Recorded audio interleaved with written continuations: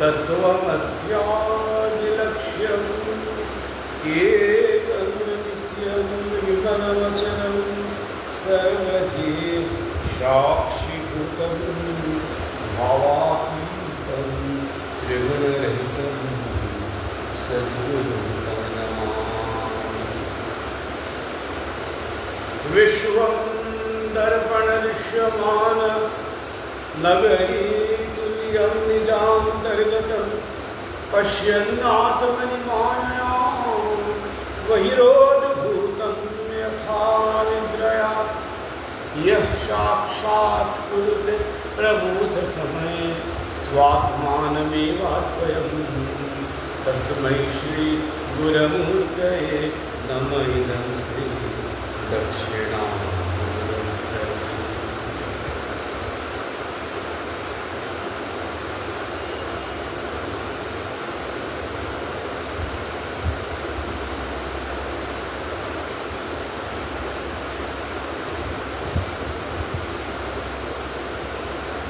ओम जयंती मंगला काली भद्रकाली कपालिनी दुर्गा क्षमा शिवा धात्री स्वाहा स्वधा नमोस्तुते। शरणागत दीनार्थ परित्राण परायणे सर्वस्यार्ति हरे देवी नारायणी नमोस्तुते। प्रथम शैलपुत्री च द्वितीयां ब्रह्मचारिणी तृतीयां चंद्रघंटेति कुष्मांडेति चतुर्थकं पंचमं स्कंधमातेति षष्ठं कात्यायनी तथा सप्तमं कालरात्रीति महागौरीति चाष्टमं नवमं सिद्धिदात्री च नवदुर्गा प्रकृतिका। नमो देवै महादेवै शिवायै सततं नमः। नमः प्रकृत्यै भद्रायै नियतः प्रणतास्मतां सर्वमंगलमांगल्ये शिवे सर्वार्थसाधिके शरण्ये त्र्यंबके गौरी नारायणी नमोस्तुते। सृष्टिस्थितिविनाशानां शक्तिभूतसनातनी गुणाश्रय गुणमये नारायणी नमोस्तुते। शरणागत दीनार्थ परित्राणपरायणे सर्वस्यार्ति हरे देवी नारायणी नमोस्तुते। जयंती मंगला काली भद्रकाली कपालिनी दुर्गा क्षमा शिवा धात्री स्वाहा स्वधा नमोस्तुते।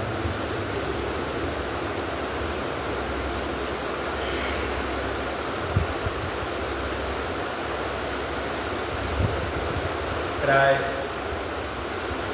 1.5 মাস পর 40-45 দিন পর আমাদের এই শিলিগুড়ি আশ্রমে যে সাপ্তাহিক দুদিন শুক্রবার আর রবিবার সৎসঙ্গ হয়ে থাকে, সেখানে আপনারা আমাকে অনেক ভালোবাসা দেন এবং আপনারা এটি দেখেন। 1.5 মাস আপনাদের কাছ থেকে আমি আপনাদের সামনে উপস্থিত হতে পারিনি, কেননা কলকাতায় 11ই অগস্ট গুরু মহারাজজি জয়ন্তী পালন করতে গিয়েছিলাম। তারপর আরও বিভিন্ন প্রোগ্রাম দীক্ষা আদি কর্ম ছিল। বিভিন্ন বাড়িতে সকলে লিখেছিলেন, এমনি কীর্তন ভজনের জন্যে। তো তাই জন্যে এই শিলিগুড়ি আসার পরে আমার মনে হলো যে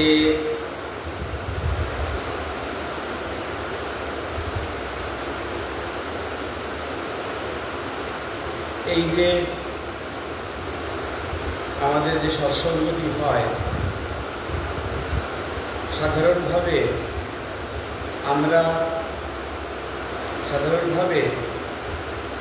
আমরা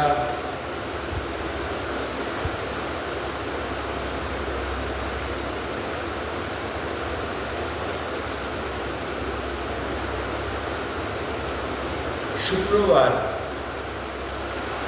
উপনিষদ, বেদান্ত ইত্যাদি আলোচনা করে থাকি। আর রবিবার নারদীয় ভক্তিসূত্র চলছিল, তার সঙ্গে শ্রীমদ্ ভগবদ গীতা থেকে আর শ্রীমদ্ ভাগবত মহাপুরাণ থেকে তার রেফারেন্স নিয়ে আলোচনা, তার সঙ্গে কিছু রেফারেন্স যোগ করে আলোচনা হচ্ছিল। তো আমার মনে হলো যে এই আজকে মহালয়া ছিল, তর্পণ ইত্যাদি, প্রথমে আপনাদের সকলকে শুভ মহালয়া উপলক্ষে পিতৃপক্ষের অন্ত, দেবী পক্ষের সূচনা।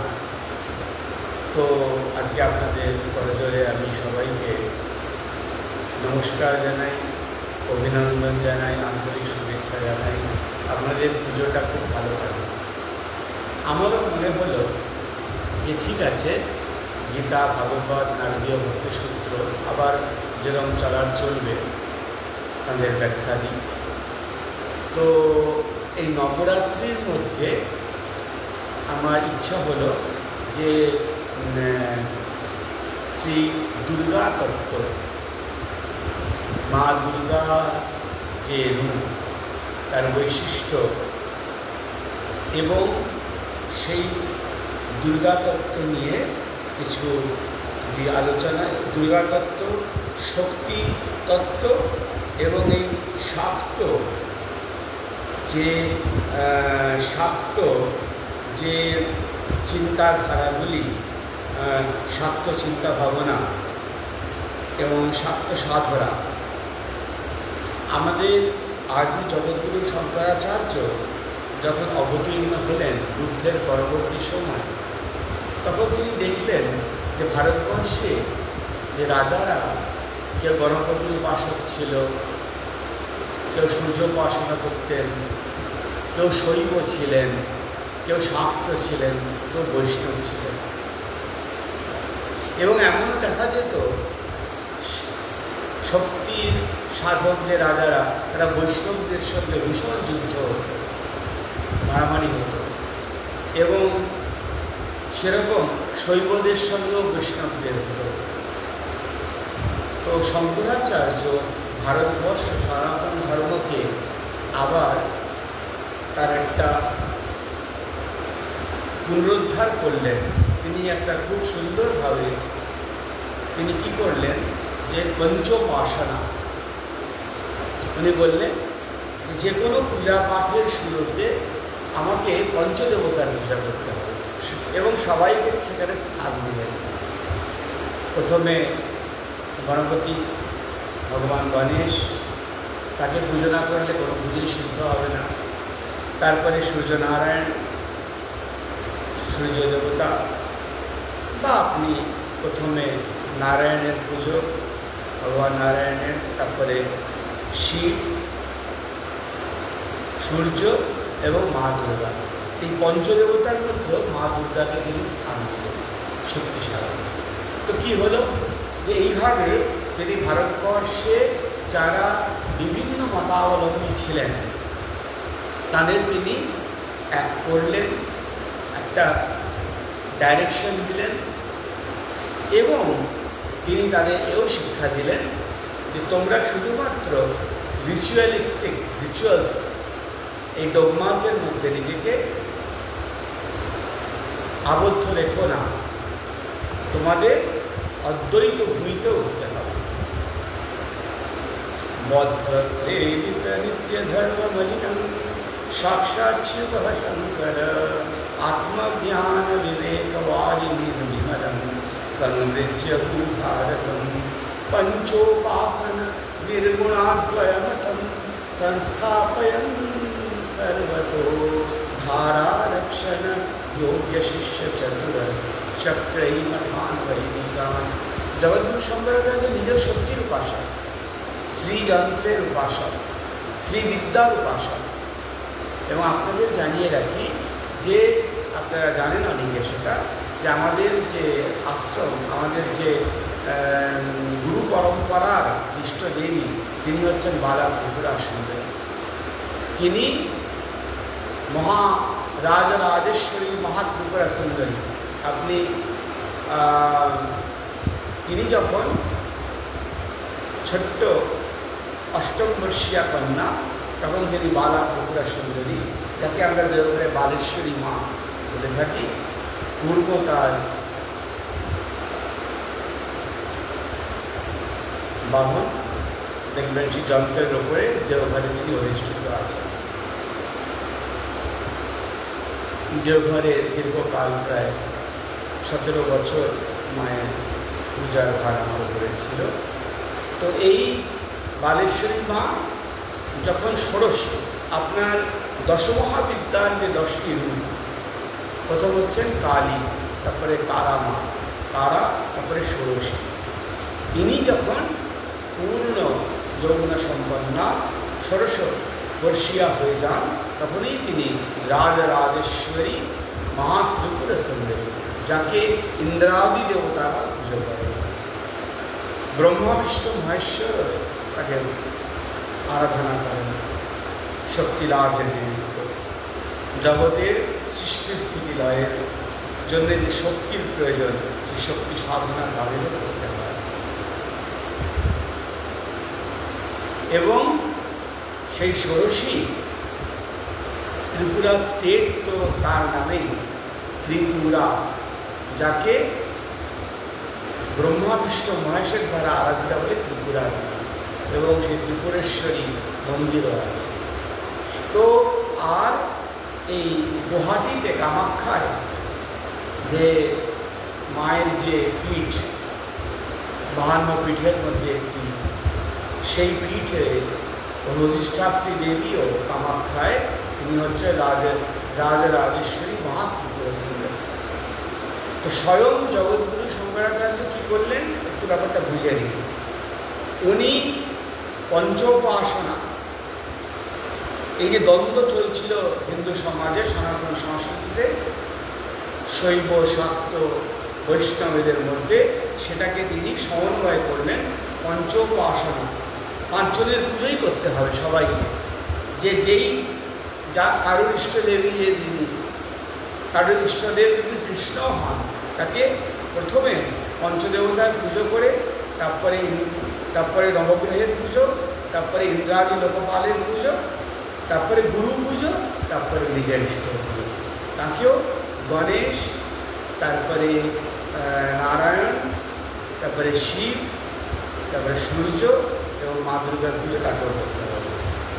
এইভাবে তিনি উপাসনা পদ্ধতি এইভাবে তিনি প্রচার করলেন, তাতে সমন্বয় হলো।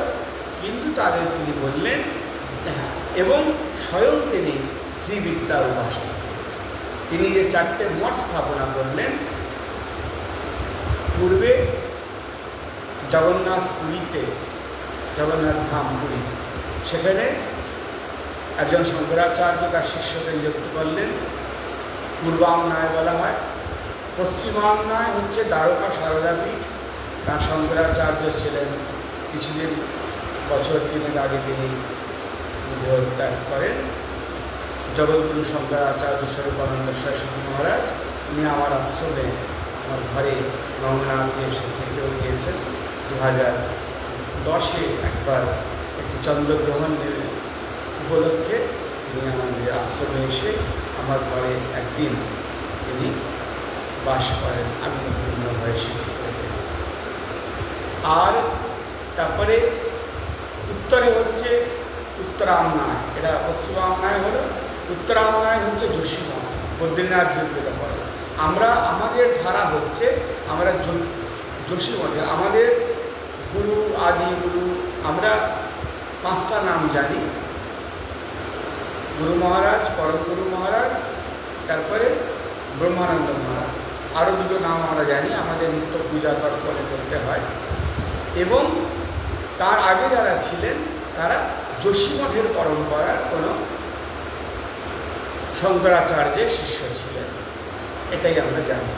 আমরা হচ্ছে যোশী মঠের শক্তি সাধনা। তো এই 4টে মঠেই তিনি শ্রীযন্ত্র স্থাপনা করেন, শ্রীবিদ্যা উপাসনা। এই ত্রিপুরা সুন্দরীর মধ্যে মহাকালী, মহালক্ষ্মী, মহাসরস্বতী এই 3টি রূপের সমন্বয়।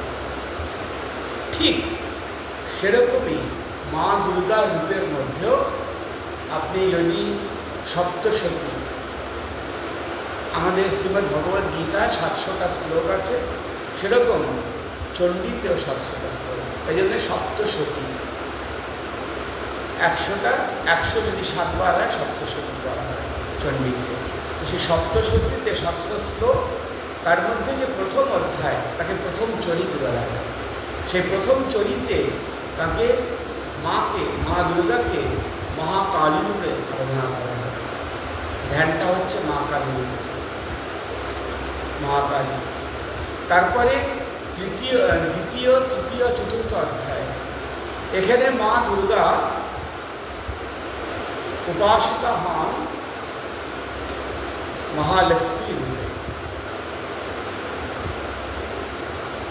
আর পঞ্চম অধ্যায় থেকে ত্রয়োদশ অধ্যায়, তো এটা এই দ্বিতীয়টা হচ্ছে মধ্যম চরিত। আর তারপরে পঞ্চম অধ্যায় থেকে ত্রয়োদশ অধ্যায়, সেখানে মা উপাসিতা হন মহাসরস্বতী রূপে।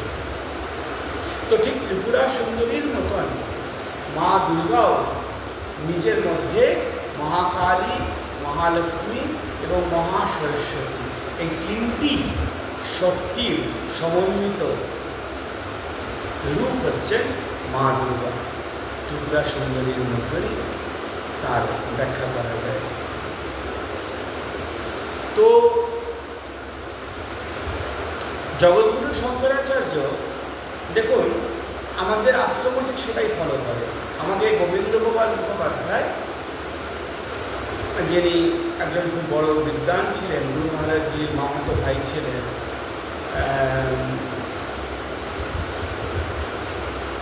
প্রাণগোপাল মুখার্জির তিনি মুখোপাধ্যায়ের সন্তান ছিলেন। তো তিনি বর্ধমান ইউনিভার্সিটির সংস্কৃতের অধ্যাপক ছিলেন। তার সঙ্গে যখন আলোচনা হতো, তো একদিকে শঙ্করাচার্য উনি বলতেন আমাকে, দেখো একদিকে শঙ্করাচার্য মঞ্চোপাসনা দেখিয়েছেন, তারপরে উনি কী করেছেন, নিজের শক্তি সাধনা, শ্রীযন্ত্র, আমরা যে সেই বাজারে আজকাল দেখতে পাই শ্রীযন্ত্র কিনে বাড়িতে রাখুন আপনার মঙ্গল হবে, লোকেরা মনে করে এবং সাধারণভাবে বলে দেওয়া হয় যেটা লক্ষ্মী রূপে তাকে দেখতে। শুধু লক্ষ্মী নন, তিনি হচ্ছেন শ্রীযন্ত্রের উপাস্য দেবী, হচ্ছেন ত্রিপুরা সুন্দরী। শ্রীযন্ত্রই হচ্ছে সিম্বলিক রিপ্রেজেন্টেশন, আর ত্রিপুরা সুন্দরীর রূপ সেটা সামনে আমরা দেখি, মূর্তিও দেখি। আমাদের ভারতবর্ষে তন্ত্র সাধনায় এই যন্ত্রের উপাসনা একটি খুব পাওয়ারফুল সাধনা। এটা এই যন্ত্রের বিভিন্ন কোণে, বিভিন্ন অ্যাঙ্গেলে বিভিন্ন দেব দেবীর অধিষ্ঠান থাকে। তো শ্রীযন্ত্র তৈরি হয় 5টা ডাউনওয়ার্ড ট্রায়াঙ্গেল আর 4টা আপওয়ার্ড ট্রায়াঙ্গেল, 9টা ট্রায়াঙ্গেল দিয়ে 42টা কোণ দিয়ে, তার মধ্যে নবচক্রাত্মক 9টা চক্র হয়, তাই জন্য শ্রীচক্র বলা হয়। তাই এই শ্রীযন্ত্রের মধ্যে সমস্ত দেবদেবীরও পুজো করা যায়। তো স্বয়ং শঙ্করাচার্য রিচুয়ালকেও মানলেন, পঞ্চোপাসনা এবং তার ইষ্টদেবী রূপে শ্রীযন্ত্রের অধিষ্ঠাত্রী দেবী ত্রিপুরা সুন্দরীর শ্রীবিদ্যা সাধনা করলেন। আমরাও আমাদের ধারাও শ্রীবিদ্যা সাধনারই ধারা। তাই জন্যে আমার এই যে শিলিগুড়ি আশ্রম যখন করলাম, তখন এই ট্রাস্টের নাম রাখা হলো Shrividya religious and charitable foundation trust, আর আশ্রমের নাম দেওয়া হলো শ্রী শ্রী ভুবনানন্দ ব্রহ্মচারী সেবাশ্রম। ট্রাস্টের নাম শ্রীবিদ্যা করা হলো আমার ইষ্টদেবীর নাম। আমাদের ইষ্টদেবী, যেহেতু আমরা শ্রীবিদ্যা ধারাতে যে আমরা রয়েছি, সেটা বোঝাবার জন্যে শ্রীবিদ্যার নাম দেওয়া হলো। ট্রাস্টের নাম Srividya religious and charitable foundation trust. এটা 2008-এ ফর্ম হয়। তো এই শ্রীবিদ্যাক্রমে আমরা যে উপাসনাগুলি দেখি, তো সেখানে মা দুর্গার উপাসনাটা দেখুন বছরে আমরা অনেকবার করি। এই শরৎকালে মহাপূজা, শরৎকালে অকাল বোধন করি, এই সময় দক্ষিণায়ন চলছে, এখন দেবতারা সুপ্ত হয়ে আছে। আমাদের এই 6 মাস যা দক্ষিণায়ন, এই দক্ষিণায়ন পড়ে যায় গুরু পূর্ণিমা থেকে নিয়ে মকর সংক্রান্তি পর্যন্ত, এটা হচ্ছে দক্ষিণায়ন। এই 6 মাস হচ্ছে দেবতাদের 12 ঘন্টার রাত্রি, এই সময় দেবতারা ঘুমিয়ে থাকেন। কিন্তু রাম, আমরা অকাল বোধনে যে মন্ত্রটা পড়ি, রাবণস্য বধার্থায়, রাবণকে বধ করার জন্যে ভগবান রাম জগৎ হিতে তিনি অকালে বোধয়িষ্যামি, অকাল বোধন করে তিনি মাকে জাগ্রত করলেন। অকাল বোধন হলো তার, এবং তাকে পুজো করলেন। দ্বিতীয় তো এই নবরাত্রি ভগবান রামচন্দ্র করলেন, এবং নবমীর দিন তিনি সিদ্ধি লাভ করেন, মা তাকে পরীক্ষা করেন, পরে আলোচনা করব। আর বিজয়া দশমীর দিন তিনি রাবণকে বধ করেন। আর দিওয়ালির দিন, অমাবস্যা দিওয়ালির দিন তিনি অযোধ্যায় ফিরে এলেন। তাই জন্য দীপাবলি উৎসব হয়েছিল, দ্বীপ দিয়ে সাজানো হয়েছিল। আর ওদিকে চৈত্র মাসে একটি নবরাত্রি হয়। আমাদের যে হিন্দু ক্যালেন্ডার, সেটা শুরু হয় বিক্রম সম্বত আমরা মানি, তো সেটা চৈত্র নবরাত্রির যে প্রতিপদ তিথি থেকে হিন্দু ক্যালেন্ডার চেঞ্জ হয়। আমাদের এখন 2082 বিক্রম সম্বত চলছে। বিক্রমাদিত্য থেকে এই ক্যালকুলেশনটা শুরু হয়। আমরা 2082-তে এখন আছি এই চৈত্র নবরাত্রিতে। তার অষ্টমীর দিন আপনারা জানেন সবাই বাসন্তী পুজো হয়, তারপরে অন্নপূর্ণা পুজো হয়, এবং রামনবমী, ওটা চৈত্র নবরাত্রি। তাহলে এখানে 9-9-18 দিন। আবার আর একটা গুপ্ত নবরাত্রি হয়, এটা হচ্ছে ওই যে বসন্ত পঞ্চমীর যে শুক্লপক্ষটি, তার প্রতিপদ থেকে নিয়ে নবমী পর্যন্ত ওটাকে গুপ্ত নবরাত্রি বলা হয়, যেখানে আমরা সরস্বতী পুজো করি।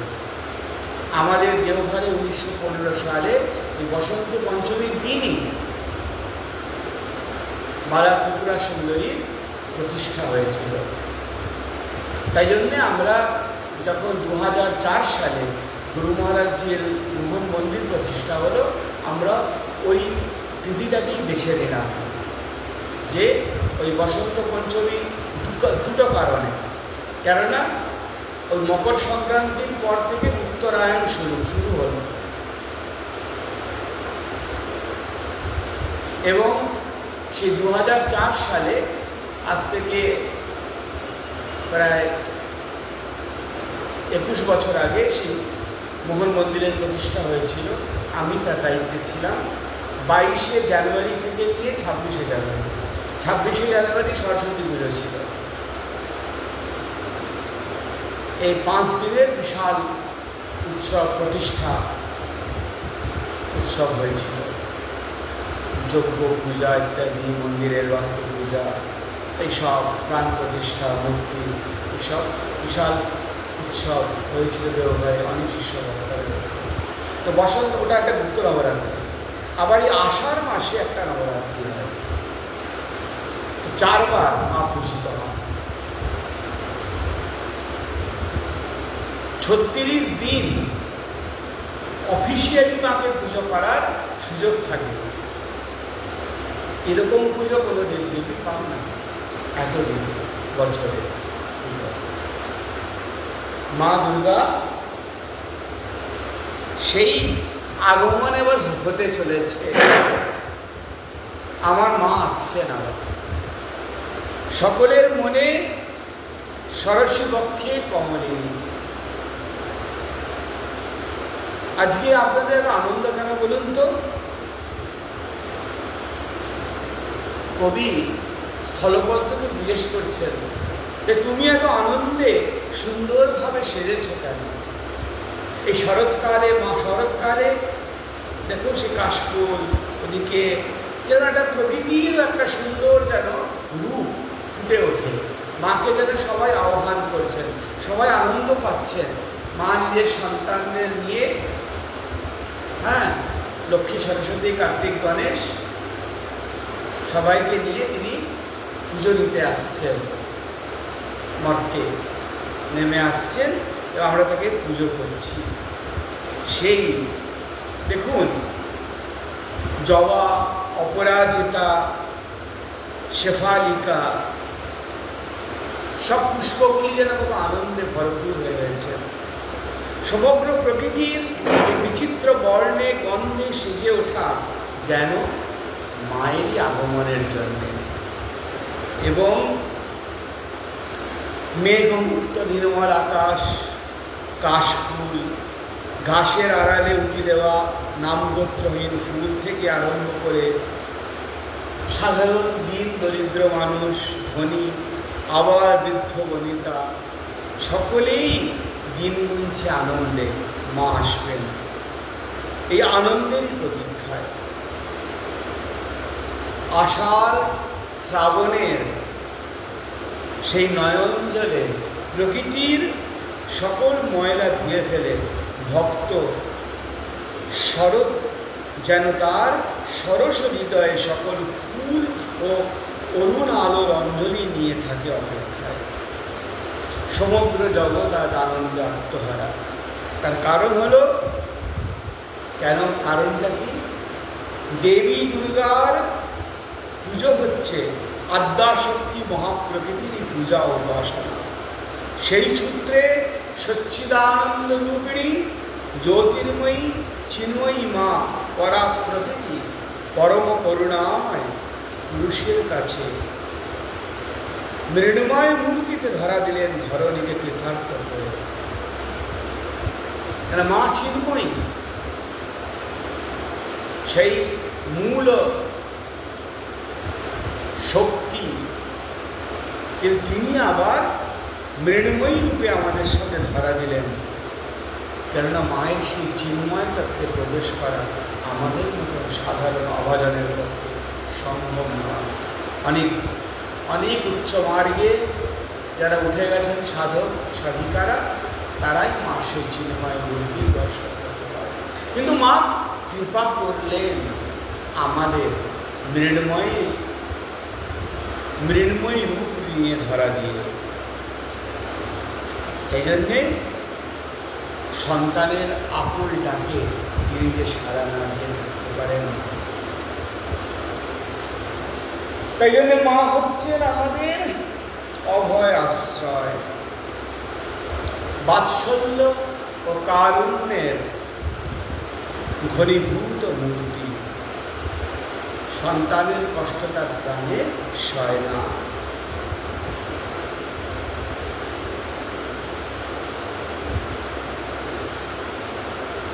এবার এই দুর্গা মাকে জীবনের প্রচণ্ড কষ্ট দুঃখের মধ্যে, প্রচণ্ড বাধা বিপত্তির সম্মুখীন হয়ে কিরম করে আঁকড়ে ধরতে হবে, কে শিখিয়েছেন আমাদের? বলুন তো, ভগবান শ্রীরাম। যখন রাবণ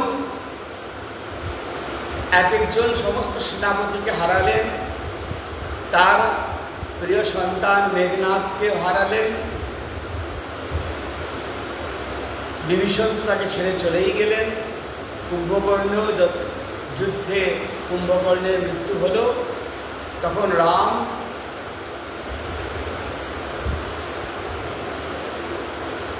এবার প্রতীক্ষা করছেন রাবণের আগমনে। তখন রাবণ ঘুরে বেড়াচ্ছেন বিভিন্ন দেব দেবতার কাছে আশ্রয় চাইতে, সবাই তাকে বিদায় করে দিচ্ছেন। তিনি শিবকে স্মরণ করলেন, তার কাছে গেলেন। ভগবান শিবও বললেন না, আমার ইষ্ট হচ্ছেন রাম, তার স্ত্রী আমার মাতৃস্বরূপা, তাকে তুমি স্পর্শ করেছ, তাকে হরণ করে এনেছ, আমি তোমাকে ক্ষমা করতে পারবো না, কিচ্ছু করতে পারবো না, যাও, তোমার তোমার ভবিতব্য তাই হবে। তখন রাবণ এসে মায়ের চরণে পতিত হলেন যে মা তুমিও ছেড়ে দেবে? মাতা পার্বতী। ওই তো পিতা আর মাতার মধ্যে এটাই তো তফাৎ। কুপুত্র যায় কচিতপি মাতা ন ভবতি, দেবী অপরাধ ক্ষমাপণ স্তোত্র মে এটা আছে।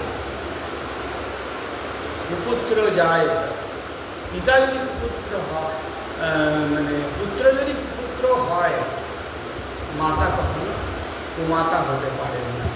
তিনি বললেন ঠিক আছে, তোমার যেটা ভবিতব্য হবে সেটা তো হবেই, আমি আমার মাতৃত্বের যে কর্তব্য সেটা পালন করব। তখন রাবণকে মারার জন্যে যখন বাণ সন্ধান করছেন, ধনুকে দেখছেন রাবণ বসে আছেন মা পার্বতীর উপরে, মহাবিপদ, খুব মুশড়ে পড়লেন। তখন দৈববাণী হলো যে আপনি স্বয়ং ভগবান, তবে আপনি মাকে তুষ্ট করুন, মাতা দুর্গার নবরাত্রি ব্রত করুন। তো এই অকাল বোধন করে রাম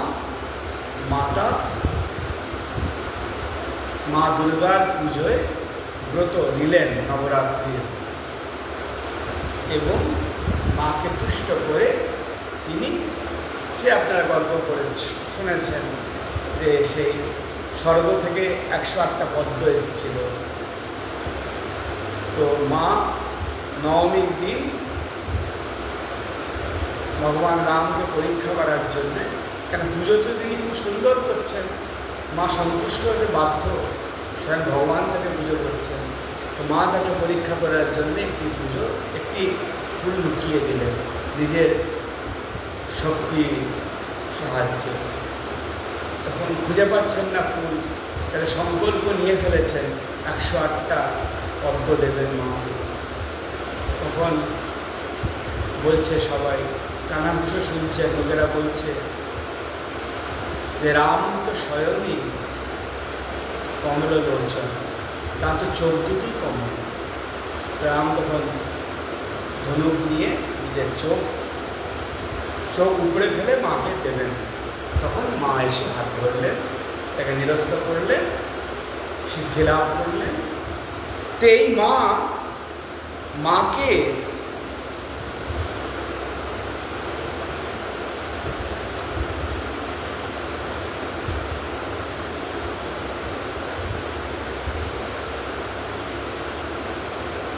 এই যে যুদ্ধটা হয়েছিল রাম আর রাবণের, একবার রাবণ খুব ভয়ঙ্কর হয়ে আক্রমণ করলেন রামকে। তখন স্বয়ং বশিষ্ঠ হচ্ছেন গিয়ে রামের গুরু, ভগবান রামের গুরু হচ্ছেন, রাজগুরু হচ্ছেন যে বশিষ্ঠ মুনি। সেই বশিষ্ঠ মুনি এসে বললেন যে রাম তুমি আদিত্য হৃদয় পাঠ করো, আদিত্য হৃদয় সূর্যের উপাসনা করো। তখন রাম গুরুর আদেশ পালন করে সূর্যের সমৃদ্ধি সঙ্গে নিয়ে মধ্যাহ্ন মারদণ্ডের মতো যুদ্ধক্ষেত্রে প্রকট হলেন। আদিত্য হৃদয় পাঠ করে আবার শক্তি অর্জন করলেন। তারপরেই রাবণ বধের বার্তা দিয়েছেন বাল্মীকি। আর ব্যাসও পুরাণের মধ্যে, আমি এই রেফারেন্সগুলো এই জন্য বলছি যে এগুলো রয়েছে শাস্ত্রে, এগুলো আমাদের কল্পিত নয়, এইসব রেফারেন্সগুলি রয়েছে। তো বাল্মীকি রাবণের বধের বার্তা দিয়েছেন, আর ব্যাস তার পুরাণের মধ্যে রামের মাতৃবন্দনার কাহিনী জানিয়েছেন। কালিকা পুরাণ যেটা লিখেছেন ব্যাস, কালিকা পুরাণে এগুলো, এই ইনফরমেশনগুলো আপনাদের দিচ্ছি এই জন্যে যে এগুলো আমাদের দৃষ্টিকে আরও স্বচ্ছ করবে যে মাতৃপুজো এলো, মানে মা দুর্গার পুজো কীরকমভাবে এলো। তো ব্যাস যে কালিকা পুরাণ রচনা করেছেন, সেখানে রাবণ বধের জন্যে রামচন্দ্র সর্বশক্তি স্বরূপা সর্বার্থদায়িনী শ্রী শ্রী দুর্গা পূজা যে করেছিলেন সেটার বর্ণনা উনি করেছেন।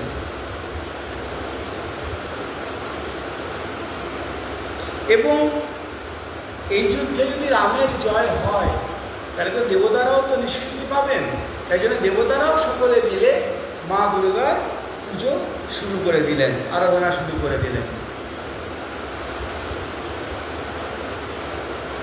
এবং ব্রহ্মাকে বলে দেবীর বোধন ঘটালেন, কারণ রাম রাবণের যুদ্ধ হচ্ছিল তখন দেবতাদের সেটা ছিল মধ্যরাত্রি।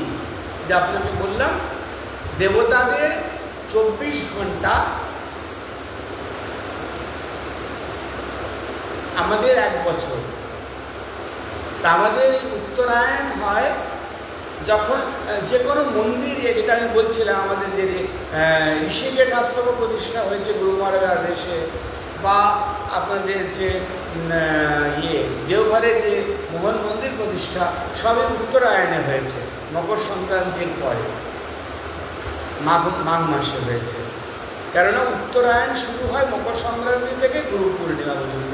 এর মধ্যেই যে কোনো প্রতিষ্ঠা, মন্দির, মূর্তি প্রতিষ্ঠা এর মধ্যে করতে হয়, দক্ষিণায়নে হয় না। দক্ষিণায়ন আবার চলে গুরু পূর্ণিমা থেকে নিয়ে মকর সংক্রান্তি। তো যখন এই যুদ্ধটি হচ্ছে তখন সেটা ছিল দেবলোকের, সেটা ছিল মধ্যরাত্রি।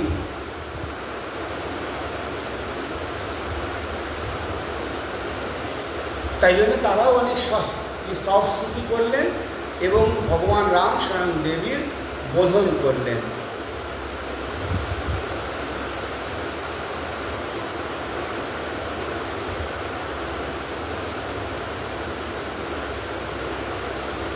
এবং এই যে এরপর ব্রহ্মারা, যে পুরাণে যে গল্প আছে, মর্তে এসে একটি দুর্গম জায়গায়, ব্রহ্মাদি দেবতারা একটি দুর্গম জায়গায় একটি বেলগাছ দেখতে পেলেন। একটি বেলগাছ দেখতে পেলেন। এই যে আমরা দেওঘরেও যে বিল্লবরণ করতাম, সেটারও একটা পৌরাণিক যুক্তি রয়েছে যে বিল্লবরণ, সেই গাছের পাতায় তপ্ত কাঞ্চন বর্ণা বিম্বষ্ঠা অনাবৃতাঙ্গী সদ্যজাত একটি কন্যাকে দেখতে পেলেন। সবাই মিলে সেই মহাদেবী স্তব করতে লাগলেন। সেই স্তবের তুষ্ট হয়ে দেবী জাগরিতা হলেন। এরপর সদ্যজাতা সেই বেলগাছ থেকে যে কন্যা বেরিয়ে এলেন, এই সদ্যজাতা কন্যা, তিনি দেবতাদের কাছে প্রকাশিত হয়ে বললেন, আপনারা কি চান?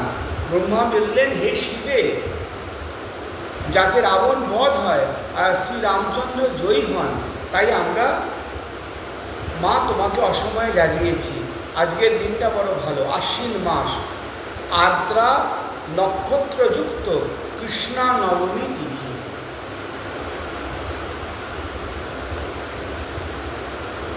কৃষ্ণ নবমী তিথি, সেই আজ থেকে যতদিন রাবণ বধ না হচ্ছে ততদিন আমরা তোমার পুজো করব।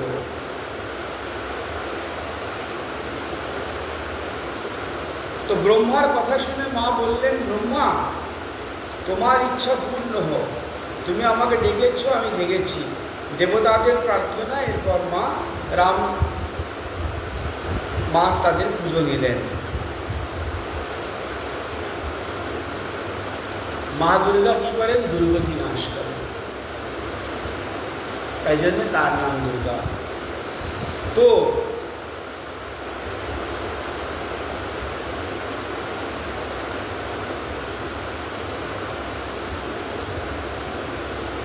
এইভাবে দেখুন রাবণের বধ হলো।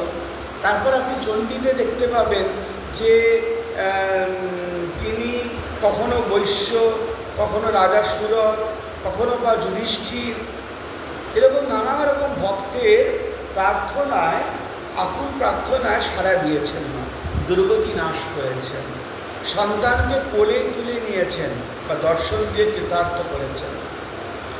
শাস্ত্র এই মাতৃবন্দনায় মুখর হয়েছে যুগে যুগে।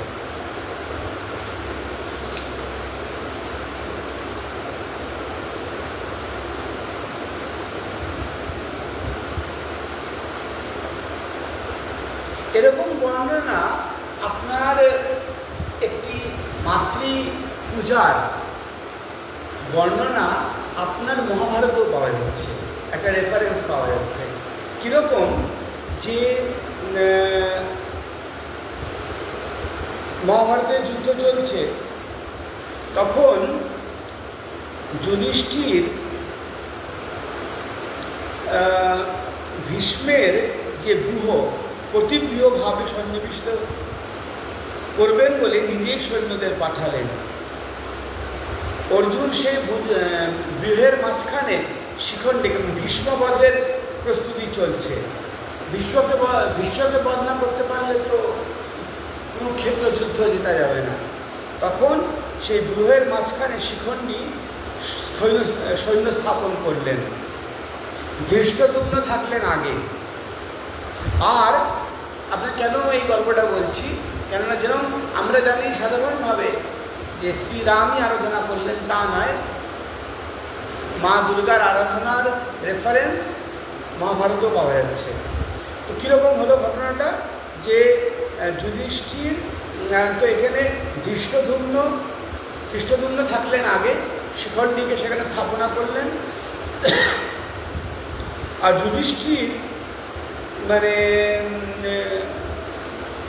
হস্তি সৈন্যদের মধ্যে নানা রকমের সোনার রথে যুদ্ধের সমস্ত উপকরণ আর সোনার যোগ নিয়ে উঠে বসলেন। আচ্ছা, এবার যুধিষ্ঠির রাজমর্যাদা মহর্ষিরা স্তব করে তাকে প্রদক্ষিণ করলেন। শাস্ত্রজ্ঞ পুরোহিত ব্রহ্মর্ষি সিদ্ধেরা মন্ত্রপাঠ করে যুধিষ্ঠিরকে আশীর্বাদ করলেন। আচ্ছা,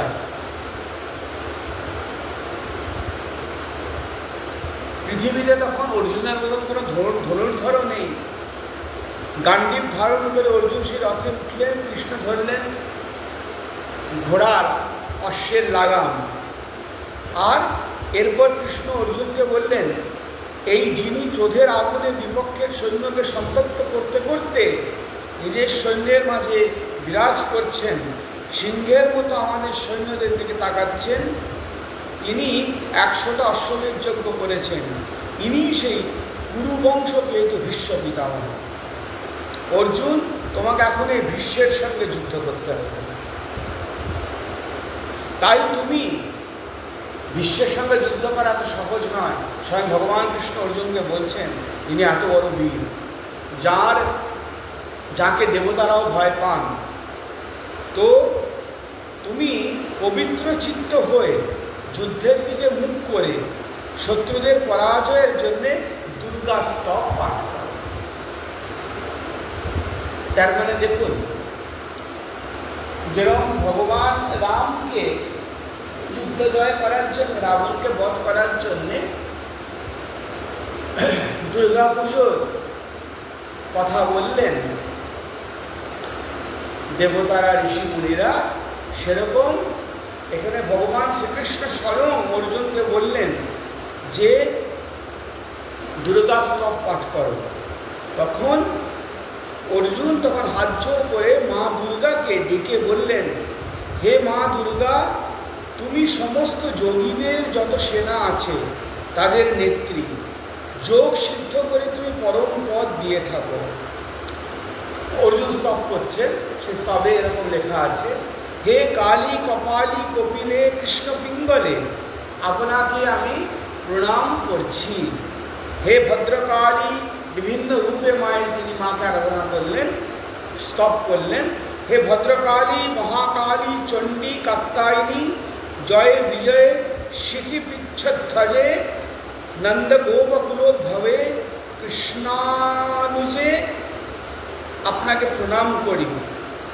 আপনি মহিষ রক্ত প্রিয়ে, কৌশিকী পীতবসনে, অট্টহাসী রণপ্রিয়ে, আপনি উমা শাকম্ভয় হিরণ্যাক্ষী এবং কৈটভ নাশিনী, মধুকৈটভ।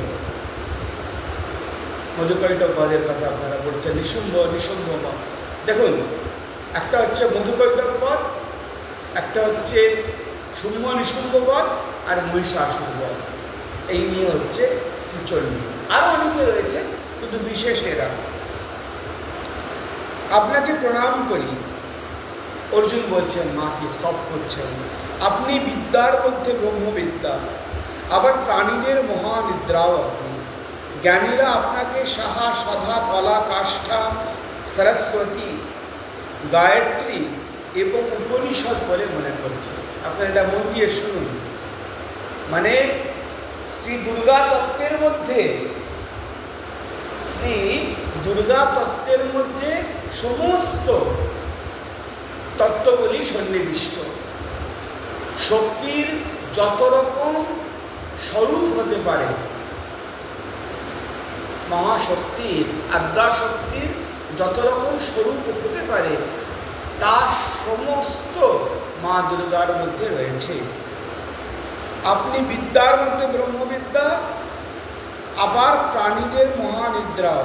জ্ঞানীরাও আপনাকে সাহা, সদা, কলা, কাষ্ঠা, সরস্বতী, গায়ত্রী এবং উপনিষদ বলে মনে করেন। আমি পবিত্র চিত্তে, অর্জুন বলছেন, আপনার স্তব করলাম, আপনি অনুগ্রহ করুন, এই যুদ্ধে আমার জয় হোক। জয় ভবতু মে নিত্যং তৎপ্রসাদাৎ রণাজিরে। আপনি তো সকলকেই জয় দিয়ে থাকেন মা। হে জগৎ জননী, আপনি সম্পদের সম্পদ, রতি, মোহিনী, মায়া, লজ্জা, লক্ষ্মী, সন্ধ্যা, দীপ্তি এবং প্রকৃতির মা। কিরকম সুন্দর কথা বললেন। কি বললেন? আপনি সম্পদের সম্পদ, রতি, মোহিনী, মায়া, লজ্জা, লক্ষ্মী, সন্ধ্যা, দীপ্তি এবং প্রকৃতির মা। আপনি কৃপা করুন। মানবৎসলা দুর্গা, মানবৎসলা দুর্গা অর্জুনের ভক্তি জানতে পেরে কৃষ্ণের সামনে আকাশ থেকেই বললেন, অর্জুন, তুমি খুব অল্প সময়ের মধ্যেই শত্রু জয় করতে পারবে, কারণ স্বয়ং নারায়ণ তোমার সহায়। দেখুন, সে অন্তরিক্ষ থেকে মা দুর্গা বলছেন, অর্জুন, আমি তুষ্ট হয়েছি, তুমি অল্প সময়ের মধ্যে যুদ্ধ জয় করবে। কেন? কেননা স্বয়ং নারায়ণ তোমার সহায়, আর তুমি হচ্ছ নরের অবতার, তুমি নর নারায়ণ। দুর্গা অন্তর্হিতা হলেন, অর্জুন রথে উঠলেন, আর শ্রীকৃষ্ণের মুখে পাঞ্চজন্য বেজে উঠল। এবার অর্জুনও শঙ্খধ্বনি করলেন, যুদ্ধের সূচনা হলো। পাণ্ডবদের জয়লাভের মধ্যে দিয়ে হলো তার পূর্ণতা প্রাপ্তি। দেবতারা ডাকতে জানেন, ঠিক তেমনিভাবে যদি আমরা ডাকতে পারি, মা না এসে কি থাকতে পারবেন? সমস্যা হলো সাধারণের সামর্থ্য কোথায়? মানুষের মন মাকে ছেড়ে মাটির সংসারে ছাইরাই নিয়ে মেতে থাকে। এখন তো আমরা মা মাটির সংসার ছিলি, তা আমরা কি করি? আমরা এখন মাকে ছেড়ে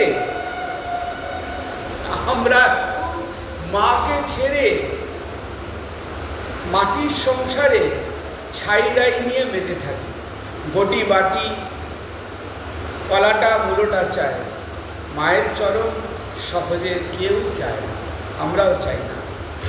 রূপ চাই, যশ চাই, মান চাই, শত্রুর মাথা হাতে কেটে ফেলতে চাই, জয় চাই। কি জন্যে? ধর্ম সংস্থাপনের জন্যে নয়, কোনো আদর্শের জন্যে নয়, সেটাকে ভোগ করব বলে, সেই সম্পদকে ভোগ করব বলে জয় চাই। আচ্ছা, 10টা ইন্দ্রিয়, আমাদের 10টা ইন্দ্রিয়, পঞ্চ জ্ঞানেন্দ্রিয়, পঞ্চ কর্মেন্দ্রিয় আর অন্তঃকরণ, আমাদের সারা জীবন ধরে আমরা শুধু উপকরণ সন্ধান করে, সংগ্রহ করে আগলে রাখতে চাই। সে সবই শুধু সুখের, ভোগের আকাঙ্ক্ষায়। তাই জন্যে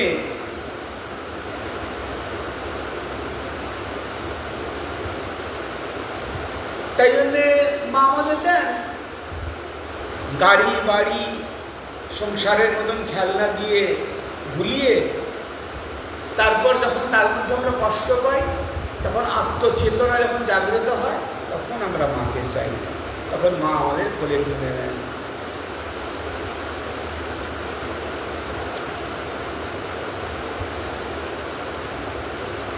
এবার মা দুর্গার এই যে স্বরূপটি, এটা নিয়ে একটু আলোচনা করা যাক। বিভিন্ন মত রয়েছে সেখানে। প্রথম হচ্ছে যে মা দুর্গার আবির্ভাব প্রসঙ্গে আমরা দেখতে পাই যে ধ্যান মন্ত্রে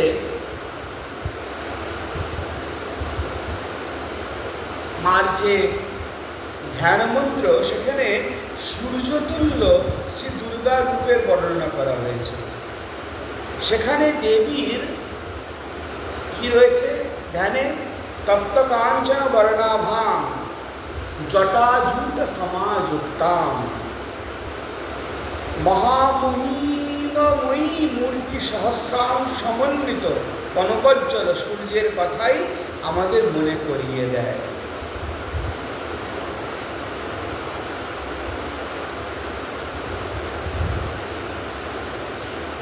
তপ্ত কাঞ্চন বর্ণাভাম মায়ের যে ধ্যান মন্ত্রে আছে, আর জটাজুট সমাযুক্তা আমার শেখরাম। তো এখানে সূর্যের যে কনকজ্জ্বল সূর্যের যে স্বরূপ, সেটা মনে করিয়ে দেয়। আবার ছান্দোক্য উপনিষদেও এর সমর্থন মেলে। সকল দেবদেবীদের বিকাশের ইতিহাসও তাই। দেবতারা সকলের সূর্য অথবা সূর্যের অভিন্ন রূপ অগ্নি থেকে বিকশিত হয়েছেন, এই বিষয়ে কেউ কেউ মনে করেন যে পূজার শেষে আমরা যে হোম আহুতির মধ্যে মন্ত্রের নিদর্শন, তার প্রমাণ। হোম করি, সে অগ্নিকে সাক্ষী করি, তখন অগ্নির মধ্যেই তো সমস্ত, দেখুন সমস্ত দেব দেবীর মন্ত্রের আহুতি কিন্তু সে অগ্নির মধ্যেই তো পড়ে। তো মূর্তি রচনা করে দেবতার পূজা যখন প্রচলন ছিল না, তখন যজ্ঞাগ্নিতে দেবতার উদ্দেশ্যে আহুতি দেওয়াই রীতি ছিল। তাই জন্য আমাদের বেদে যজ্ঞের কথা বারবার বলা হয়েছে। একই সঙ্গে এবং বিভিন্ন দেবতাদের শক্তি লাভ করার জন্যে, দেবতাদের তুষ্ট করার জন্যে, হ্যাঁ, বৃষ্টি লাভের জন্যে, অন্ন লাভের জন্যে, ধন লাভের জন্যে দেবতাদের যে তুষ্ট করা, সেটা তখন মূর্তি প্রথমে প্রচলিত ছিল না। তখন সে অগ্নিতে অগ্নম প্রাস্তাহুতি সম্যক আদিত্যম উপতিষ্ঠতে আদিত্যা জায়তে বৃষ্টের অন্নম তথা প্রজা। অগ্নিতে আহুতি দিলে সেটা আদিত্যম উপতিষ্ঠতে, সেটা সূর্যকে প্রাপ্ত হয়। এবং সেই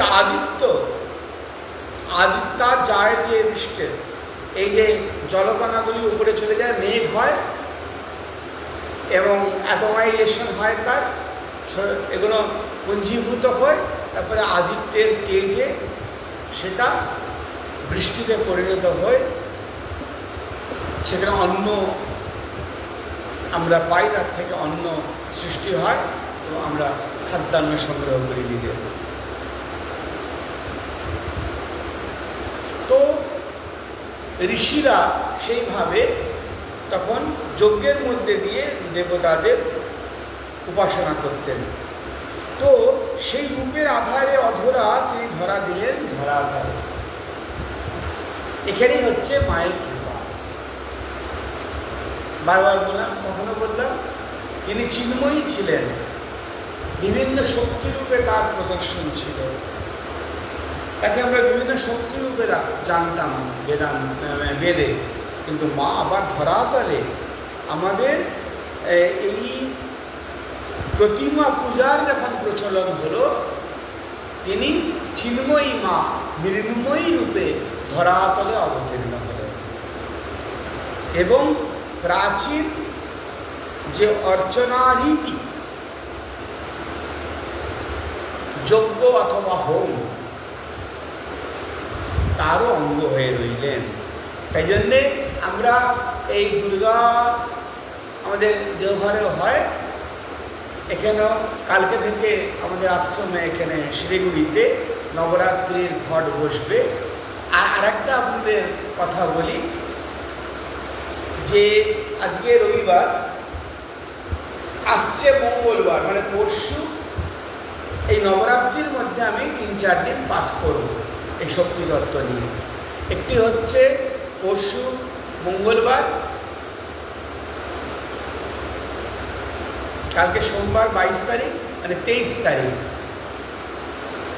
মঙ্গলবার পাঠ হবে। আবার শুক্রবার রবিবার তো হয়, শুক্রবার রবিবারও হবে। তো এই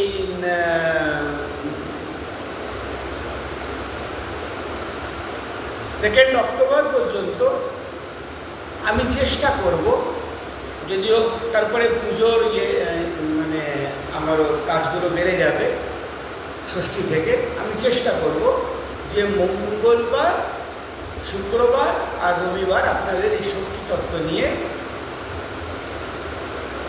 1 অক্টোবর পর্যন্ত, নবমী পর্যন্ত একটি আলোচনা চক্র চালাবার চেষ্টা করব। তাহলে আমারও মাকে স্মরণ করা হবে, আপনাদের শ্রী দুর্গা তত্ত্ব পরিবেশন করা হবে, এরকম একটা ইচ্ছা রয়েছে। তো মা যা চাইবেন তাই হবে। তো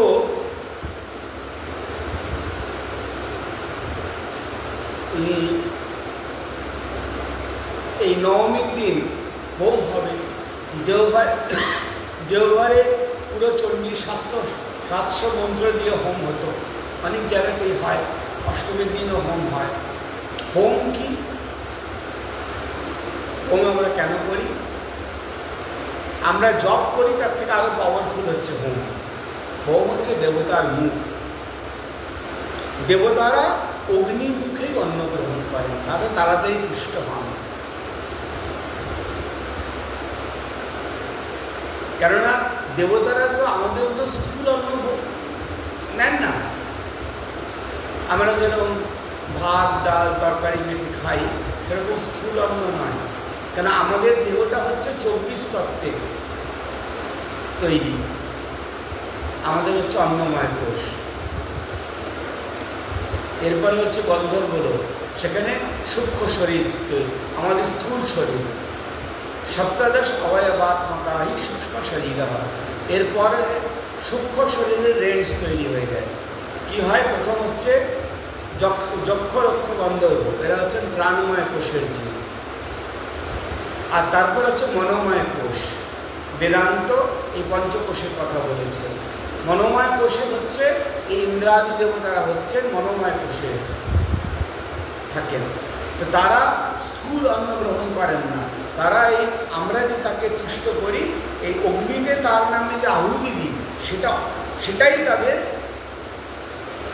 মানে খাদ্য হিসেবে তারা পান এবং আমাদের আশীর্বাদ করেন, তাতেই তারা তুষ্ট হন।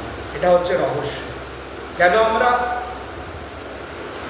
আমরা হোম করি, এটার রহস্য হচ্ছে এটাই যে আমরা অগ্নি হচ্ছে দেবতাদের মুখ, সেই মন্ত্রে এবার যে দুর্গা মন্ত্রে আহুতি দিই, সেটা মা দুর্গার কাছে ডাইরেক্টলি পৌঁছে যাচ্ছে। তাছাড়া দেবতাদের মধ্যে অগ্নি জ্যেষ্ঠ ও শ্রেষ্ঠ। ঐতরীয় ব্রাহ্মণ বলছেন অগ্নিহি সর্বা দেবতাহা, তাই অগ্নি সমস্ত দেবতার রূপ ও মূর্তি। আচ্ছা, মনোময় কোষ হচ্ছে ইন্দ্রাদি দেবতারা। তারপরে বিজ্ঞানময় কোষ আরও সূক্ষ্ম, সেটা হচ্ছে ব্রহ্মা বিষ্ণু মহেশ, ওরা এই স্তরে বিজ্ঞানময় কোষ। আর তারপরে হচ্ছে আনন্দময় কোষ, পঞ্চম কোষ, সেখানে হচ্ছেন হিরণ্যগর্ভ সমবর্ততাগ্রে ভূতস্য জাত, যিনি সগুণ ঈশ্বর। ওই হিরণ্যগর্ভ রূপটাই অর্জুন দেখেছিলেন ভগবানের সগুণ উপাসনার মধ্যে, মানে সগুণ রূপে সশরীর তারা যদি দর্শন করেন বিরাট রূপে, সেই বিরাট দর্শনটা হচ্ছে সেই আনন্দময় কোষের যে তার শরীর সগুণ, আর তারপরে নির্গুণ।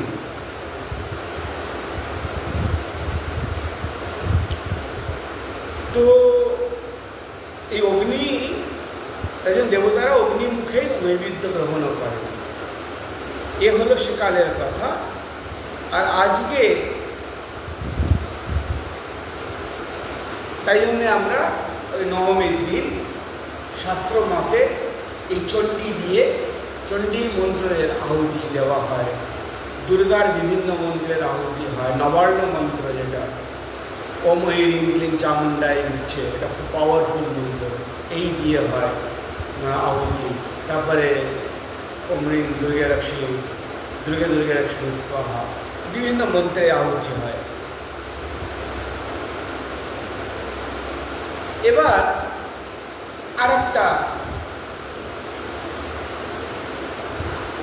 আরেকভাবে মা দুর্গাকে দেখার মধ্যে আসছি। রামায়ণে ও কৌটিল্য মানে কে? তিনি হচ্ছেন চাণক্য। তার যে অর্থশাস্ত্র, ইকোনমিক্স লিখেছিলেন তিনি। তো এই রামায়ণ আর কৌটিল্যের অর্থশাস্ত্রে দুর্গা দেবীর শস্যাধিষ্ঠাত্রী রূপটি ফুটে ওঠে।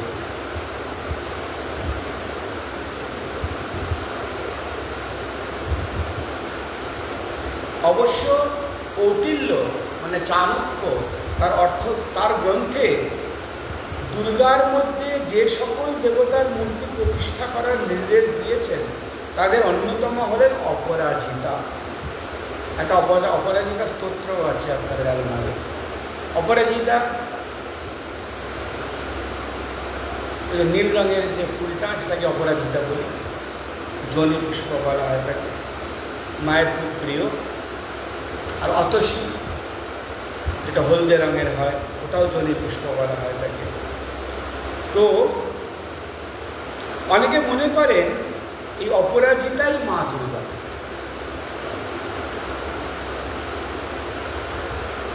স্কন্দ পুরাণেও রেফারেন্স পাওয়া যাচ্ছে। স্কন্দ পুরাণেও দেখা যাচ্ছে যে মহাদেব কাশীর রক্ষার জন্যে নন্দীকে প্রতি দুর্গে কাশীকে বলা হয়, কাশী হচ্ছে মানে বিশেষ জায়গা, এটা ভগবান মানে শিবের ত্রিশূলের উপরে দাঁড়িয়ে। কাশীর একটা আলাদা মাহাত্ম্য রয়েছে। তো ভগবান মহাদেব কাশী রক্ষার নিমিত্ত তিনি প্রতি দুর্গে তিনি নন্দীকে দুর্গা প্রতিমা প্রতিষ্ঠা করার আদেশ দিয়েছিলেন।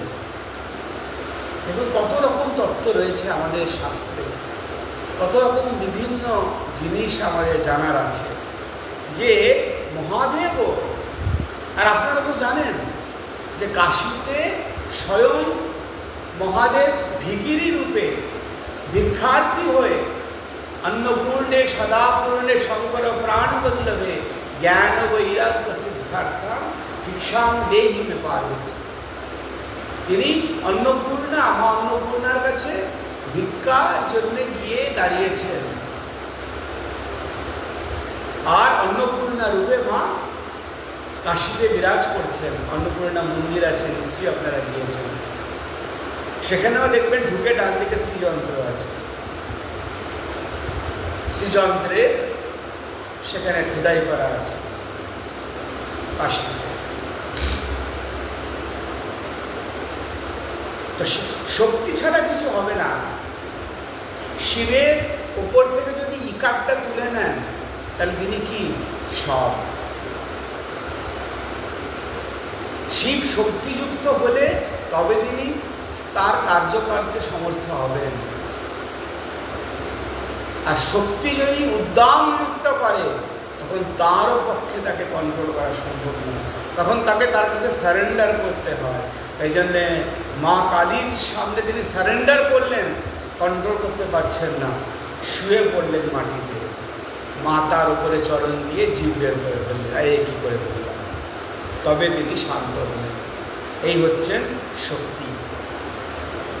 ঠিক সেইভাবে শ্রীকৃষ্ণ রাসোৎসবে যে রাসলীলা করলেন, রাসোৎসব রাস পূর্ণিমার দিন রাসলীলা করলেন, সেই রাসলীলাতে উনি শক্তি সংগ্রহ করলেন, শক্তিযুক্ত হলেন বৃন্দাবনে।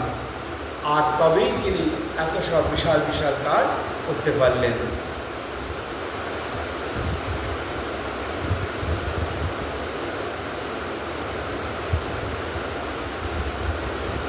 তো কাশী রক্ষার জন্য কি বললাম, যে তিনি মহাদেব কাশী রক্ষার জন্য নন্দীকে প্রত্যেকটা দুর্গ মানে দুর্গ জানেন আপনারা কি, সেই দুর্গে উনি দুর্গা মূর্তি স্থাপনের নির্দেশ দিলেন মহাদেব, আর তার পূজা করতে বললেন।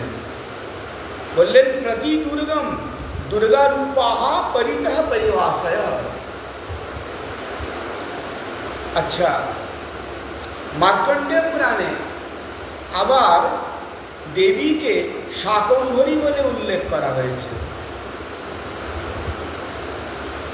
মার্কণ্ডেয় পুরাণে দেবীকে শাকম্ভরী বলে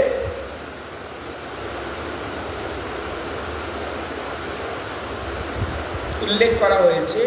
দেবী মাহাত্ম্যে অবশ্যই এর কারণের কিছুটা ইঙ্গিত পাওয়া যায়।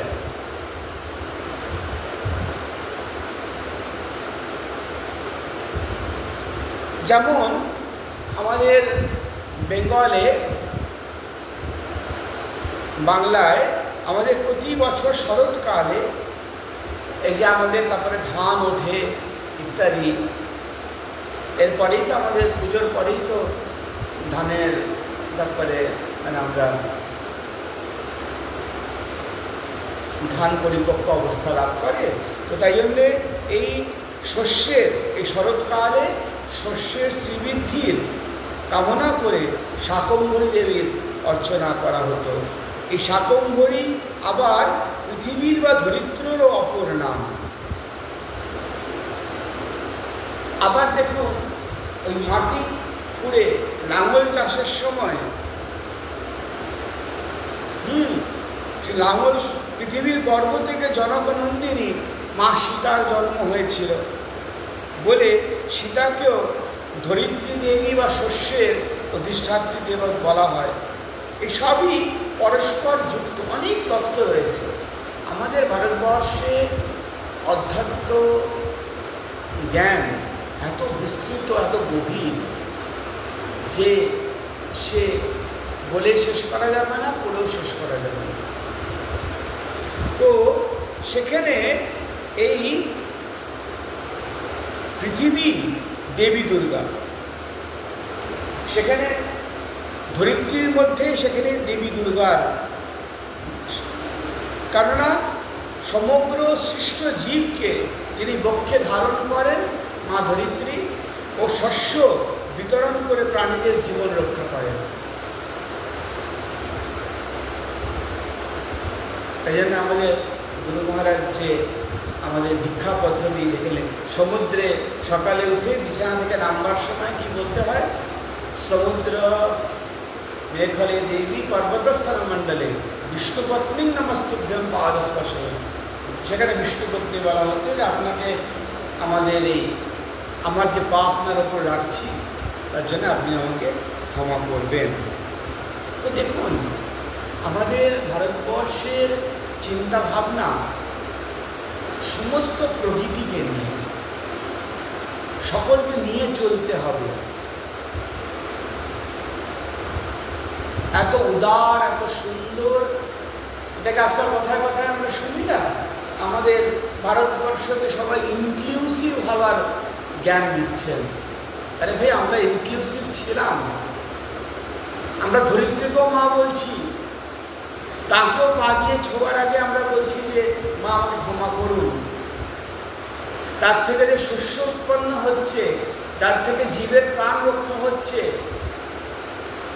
তার জন্য তাকে আমরা পুজো করছি শস্যের অধিষ্ঠাত্রী দেবী রূপে।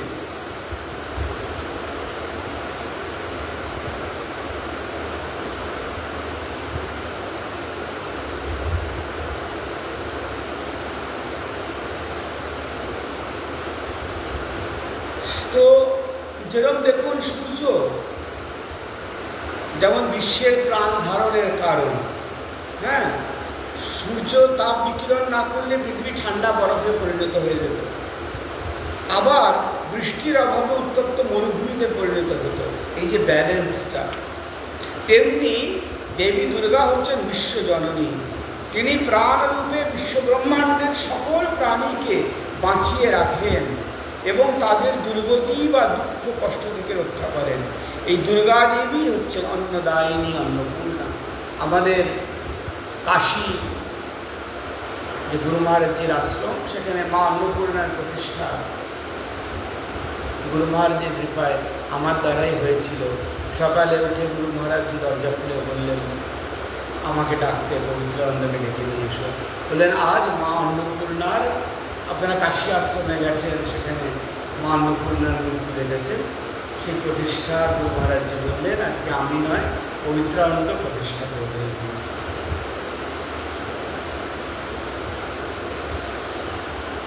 তো আমি তো খুব চিন্তা করে গেলাম।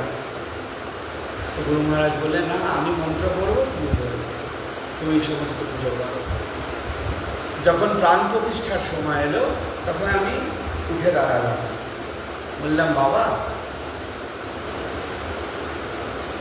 আমার ধৃষ্টতা মার্জনা করবেন, কিন্তু কাশী ক্ষেত্রে মা অন্নপূর্ণার প্রাণ প্রতিষ্ঠা আমার করার কি আমার যোগ্যতা আছে? যেখানে আপনি স্বয়ং বিরাজমান, আপনাকেই প্রাণ প্রতিষ্ঠা করতে হবে, তবেই তো মার মধ্যে প্রাণ সঞ্চার হবে। তো গুরুময় হাসতে লাগলেন।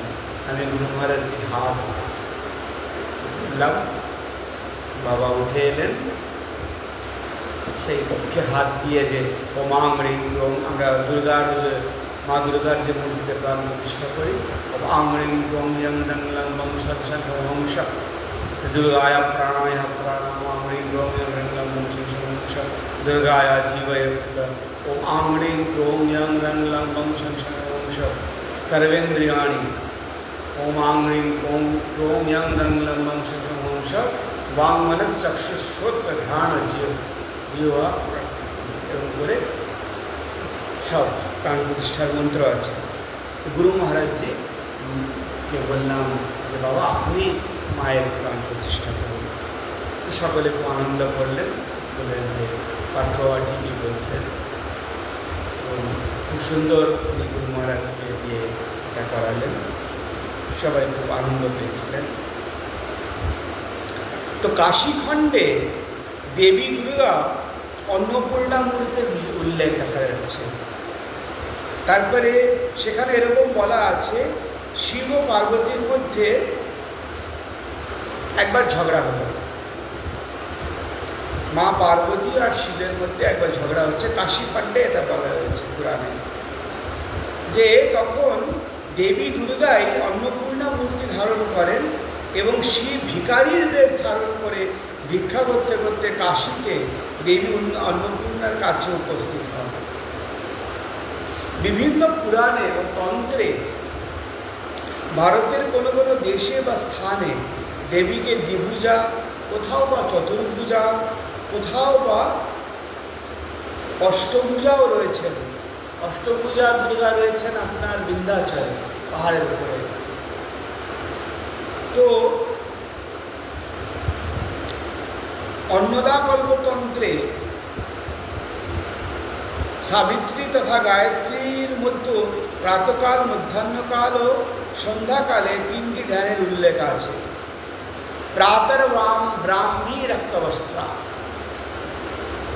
সকালে দুর্গাকে রক্তবস্ত্র পরিহিতা কুমারী ব্রাহ্মী রূপে, মধ্যাহ্নে চ শ্যামবর্ণা যুবতী মার্কণ্ড মণ্ডলে, অর্থাৎ মধ্যাহ্নে তিনি শ্যামবর্ণা শঙ্খচক্র গদা পদ্মধারিণী বৈষ্ণবী রূপে সকালে তিনি সৃষ্টি করছেন ব্রাহ্মী রূপে। তারপরে মধ্যাহ্নে তিনি বৈষ্ণবী রূপে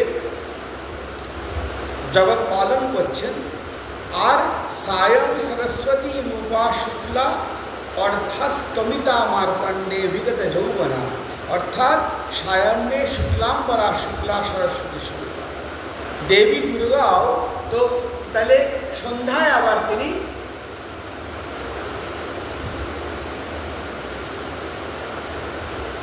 মানে তিনি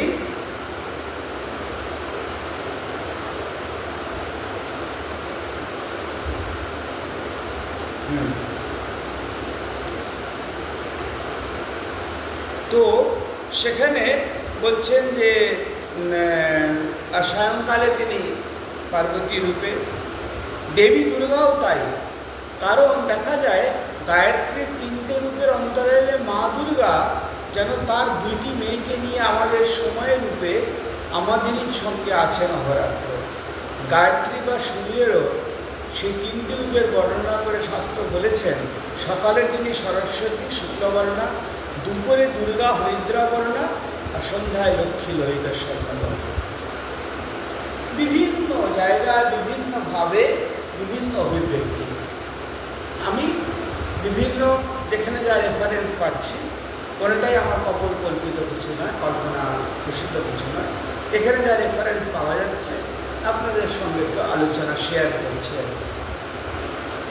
দুর্গতি নাশিনী দেবী দুর্গা, দেবী আদ্যাশক্তি মহামায়া দুর্গা নামেই সবচেয়ে বেশি পরিচিতা। তৈত্তরীয় আরণ্যক, আমাদের বেদের 4টি ভাগ, সংহিতা, ব্রাহ্মণাংশ, আরণ্যক, উপনিষদ। সংহিতাতে মন্ত্র এবং ব্রাহ্মণাংশে তার প্রয়োগ ইত্যাদি বর্ণনা করা হয়েছে। এটা হচ্ছে বেদের কর্মকাণ্ড। আর তারপরে বেদের জ্ঞানকাণ্ড হচ্ছে উপনিষদ, যেটা অরণ্যে প্রথমে তারা প্রকৃতির মধ্যে যেখানে শক্তির সন্ধান পেলেন ঋষিরা, তাকে উপাসনা করতে শুরু করলেন দেবদেবীর মাধ্যমে। তো তারা বুঝলেন যে ইনি শেষ নন, এরাই শেষ নন, এর পেছনে তিনি মহাশক্তি রূপে, আদ্যাশক্তি রূপে, বা বেদান্তিরাকে ব্রহ্ম বলছে, একটি নিরাকার নির্গুণ নির্বিশেষ তত্ত্ব রয়েছে, তাকে বেদান্ত পরিষদে ব্রহ্ম বলা হচ্ছে। আর যারা স্বার্থ সাধনায় তারা তাকে শক্তি বলছেন। মূল প্রকৃতি, মূলা প্রকৃতি। তো তৈত্তরীয় আরণ্যকে দুর্গা গায়ত্রীতে দুর্গী বা দুর্গার প্রথম সাক্ষাৎ পাওয়া যায়। তৈত্তরীয় উপনিষদ বা তৈত্তরীয় আরণ্যকে বলা হয়। তো সেখানে দুর্গা যে গায়ত্রী আছে সেখানে দুর্গী বা দুর্গার প্রথম সাক্ষাৎ পাওয়া যায়। এখানে দুর্গী কাত্যায়নের সঙ্গে সংশ্লিষ্ট। ঋষি কাত্যায়নের কন্যা হিসেবে দুর্গার নাম হয়েছিল কাত্যায়নী।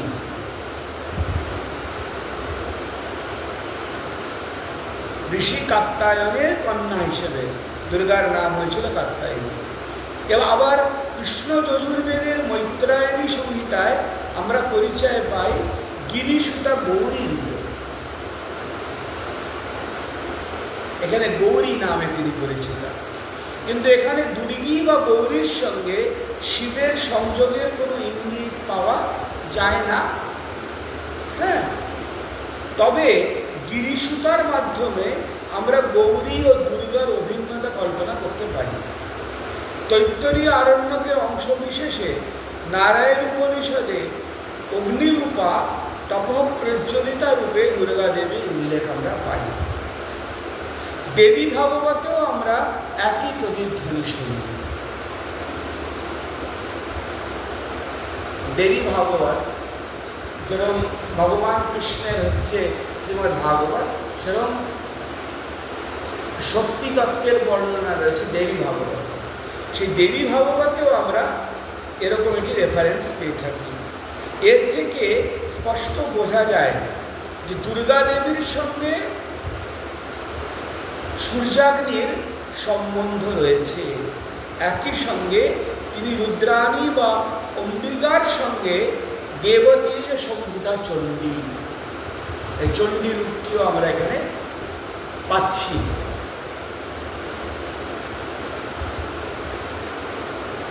আবার তিনি শিবের ঘরণী শিবানীয়, রুদ্রাণী বা অম্বিকার সঙ্গে দেবতের সম্ভূতা চণ্ডীও তিনি। দুর্গা শব্দের বিভিন্ন অর্থের মধ্যে একটি অর্থ হল দুঃখ বা দুর্গতি নাশ করেন তিনি। দুর্গাসি দুর্গ ভব সাগর নৌর সন্দা, দুর্গাসি দুর্গ, দুর্গাসি দুর্গ দুর্গা ভব সাগরে নৌর সঙ্গা, কারণ এই দুর্গাই সংসার রূপ সাগর পারাপারে একমাত্র তরণী। তিনি আমাদের এই সংসার সাগর থেকে অতিক্রম করান। তিনি আমাদের এই দুর্গা নাম স্মরণ মাত্রেই প্রাণীদের ভয় দূর হয়, দুর্গতি নাশ হয়। আচ্ছা, মহাভারতের যে বিরাট পর্ব, সেখানেও দেবী দুর্গা কর্তৃক দুর্গতি নাশের বিস্তৃত বিবরণ পাওয়া যায়। সেখানে বলা হয়েছে যে যারা সংসার সাগরে নিমজ্জিত হয়ে অবসন্ন হয়ে পড়েছেন, মহাসমুদ্রে যারা ডুবে যাচ্ছেন, দস্যুদের দ্বারা যারা বন্দী হয়ে থাকছেন, সেই সমস্ত মানুষের একমাত্র সেই মা দুর্গাই হচ্ছেন পরমাগতি। এবং নদী বা সমুদ্র পার হওয়ার সময় কান্তারে বা অরণ্যে যারা দেবীকে স্মরণ করে থাকেন, তারা কখনোই বিপন্ন হন না। ব্রহ্ম বৈবর্ত পুরাণেও দেবী দুর্গার এই বিপত্তারিণী রূপেরই বর্ণনা করা হয়েছে। চণ্ডীর উপাখ্যানে দেবী স্বয়ং জানিয়েছেন যে দেবী মাহাত্ম্য স্মরণে মানুষের পাপ ও পাপজাত কোনো বিপদ থাকে না। থাকে না দারিদ্র, শত্রু ভয়, দস্যু ভয় বা রাজ ভয়, এবং তাদের কখনো অন্ন, অস্ত্র, অগ্নি বা জলোচ্ছ্বাসও জানিত কোনো বিপদও দেখা দেয় না। এগুলো সব শাস্ত্রে বলা আছে। দেবী আরও বলেছেন, অরণ্যে প্রান্তরে দাবাগ্নি বেষ্টিত অথবা দস্যু কর্তৃক পরিবৃত বা শত্রুদের দ্বারা শূন্যে উৎক্ষিপ্ত অবস্থায় সিংহ, বাঘ বা বুনো হাতির দ্বারা আক্রান্ত হলে অথবা ক্রুদ্ধ রাজার কারণে বধের যদি আদেশ পেলে, মহাসমুদ্রে ঝড়ঝঞ্ঝা জনিত সংকটে পড়লে এই দেবী মাহাত্ম্য শোনা মাত্রই মানুষ বিপদ জাল থেকে মুক্তি পায়। শাস্ত্র বলেছেন এবং শাস্ত্র বলছে যে সর্বা বাধাসু ঘোরাসু বেদনাভ্যার্দিতো বিবা স্মরণ মমচ্চরিতম নরো মুচ্যেত সংকটা।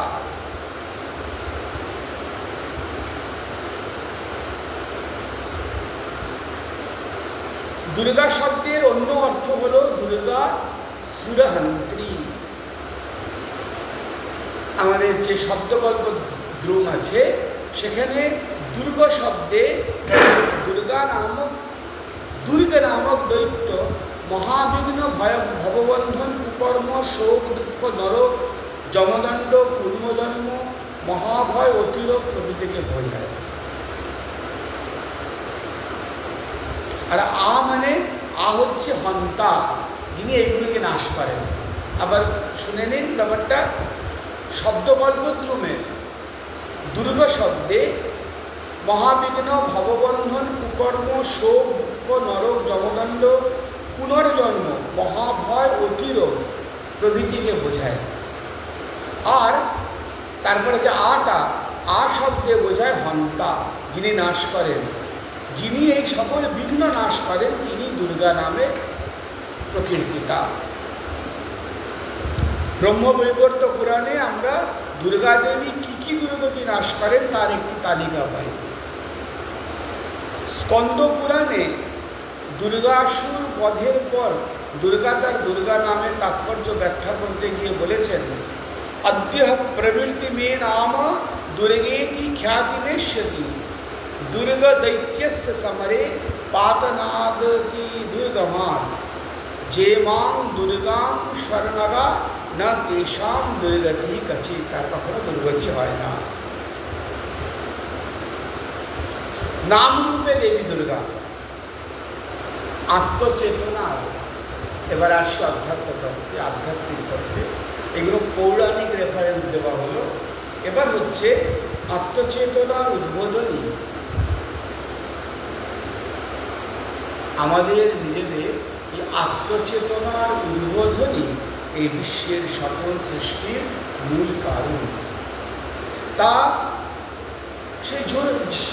সেটা যে কোনোভাবেই হোক না কেন, ঋষির দর্শনে মায়ের রূপের ছটা এই বিভিন্ন নামে ও রূপে ছড়িয়ে পড়েছে, যা অনন্ত তার ব্যক্তি, অনন্ত তার নাম, অনন্ত তার অভিব্যক্তি। আর দেবী দুর্গার মূর্তি ও রূপকল্পনা তাই অনন্ত। যেমন মহিষমর্দিনী দুর্গা, নবদুর্গা, অপরাজিতা দুর্গা, গণদুর্গা, নিস্তারিণী নবদুর্গা, অন্নপূর্ণা দুর্গা, জগদ্ধাত্রী দুর্গা প্রভৃতি।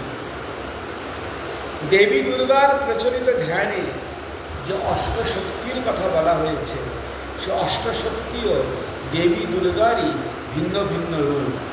রূপগুলি হল উগ্রচণ্ডা প্রচণ্ডা চ চণ্ডোগ্রা চণ্ডনায়িকা চণ্ডা চণ্ডবতী চৈব চণ্ডরূপা চণ্ডিকা। তো উগ্রচণ্ডা প্রচণ্ডা চণ্ডোগ্রা চণ্ডনায়িকা চণ্ডা চণ্ডবতী চণ্ডরূপা অতিচণ্ডিকা।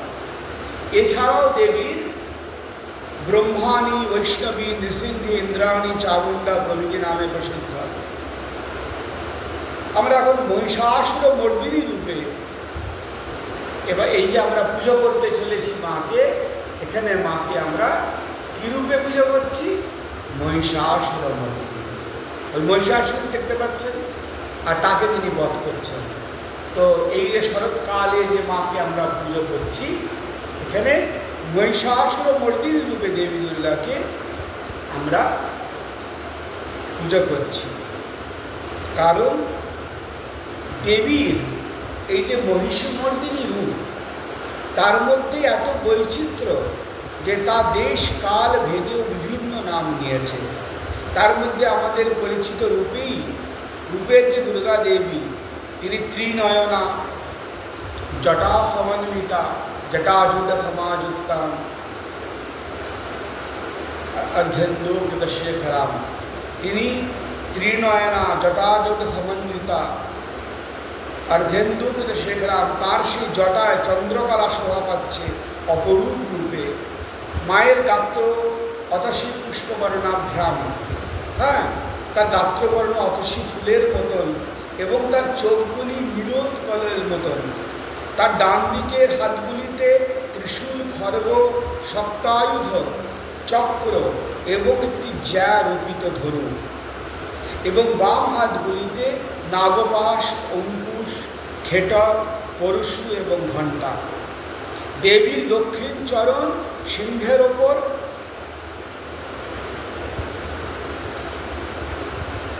বাম হাতে নাগপাশ, অঙ্কুশ, খেটক, পরশু, ঘণ্টা। আর ডান হাতে আমরা পড়লাম যে জানলাম ত্রিশূল, খড়গ, সপ্তায়ুধ, চক্র এবং জ্যা রূপিত একটি ধনু। দেবীর দক্ষিণ চরণের ওপর, দেবীর যে দক্ষিণ চরণ সেটা সিংহের ওপরে, এবং বাম চরণ মহিষাসুর অসুরকে স্পর্শ করে আছে। দেবীর ত্রিশূলে বিদ্ধ অসুরের গলা থেকে রক্ত উপচে পড়ছে, এবং দেবী ভ্রুগুলি অতি সুন্দর ও দৃষ্টি অতি ভয়ঙ্কর। আবার বিষ্ণু ধর্মোত্তর পুরাণ বলছেন, এই মহিষাসুর মর্দিনী যেহেতু দেবী চণ্ডিকা, তাই তার বর্ণ সোনার আভা বিশিষ্ট, এবং তিনি তাই জন্য তাকে বলা হচ্ছে নব যৌবন সম্পন্না।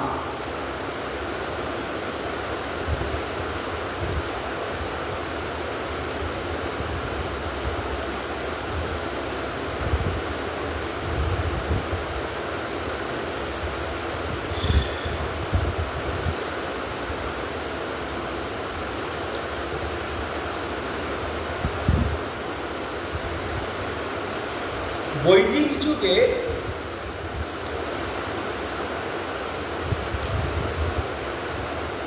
কাত্যায়নী যে মায়ের রূপটা রয়েছে সেজন্য মা দশভুজায়, এবং ঋষি কাত্যায়নের আশ্রমে তিনি কাত্যায়নী রূপে পূজিত হয়েছেন।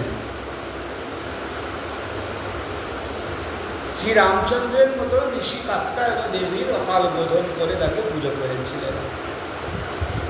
ব্রহ্মা, বিষ্ণু ও মহেশ্বরের তেজ সম্ভূতা এই দেবী পূর্ণচন্দ্র নিভাননা, এবং দেবী ত্রিভঙ্গাবস্থায় মহিষাসুরকে বধ করছেন।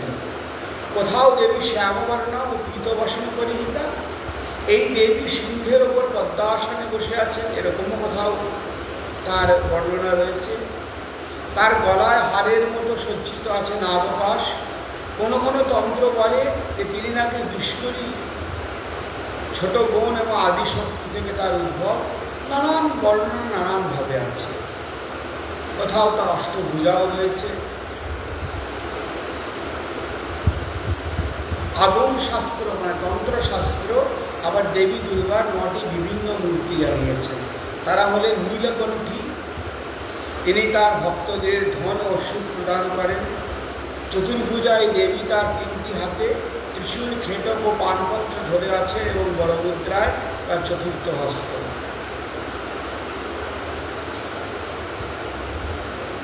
দেখুন, আগম শাস্ত্রে প্রথম মূর্তি হচ্ছে নীলকণ্ঠী, তারপরে ক্ষেমঙ্করী, তারপরে হচ্ছে হরসিদ্ধি, তারপরে রুদ্রাংশ দুর্গা, পঞ্চম হচ্ছে বনদুর্গা, ষষ্ঠ হচ্ছে অগ্নি দুর্গা, অষ্টভুজা,